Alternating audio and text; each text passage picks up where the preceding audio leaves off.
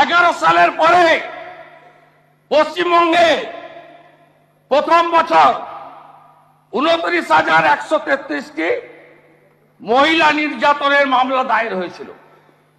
ভারতে বেড়ে 30,942। তারপরে আপনি রিপোর্ট পাঠানো বন্ধ করলেন। দার্জিলিং 2016 ডিসেম্বর মাস, কার্শিয়াং 8ম শ্রেণীর ছাত্রী।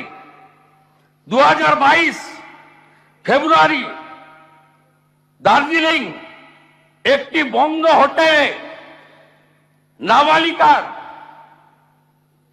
নির্যাতিত শরীর পড়ে থাকতে দেখা যায়। 23 সালের সেপ্টেম্বর মাস দার্জিলিং এর খড়িবাড়ি 68 বছরের বৃদ্ধা। 23 সালের সেপ্টেম্বর মিরিক নাবালিকা স্কুল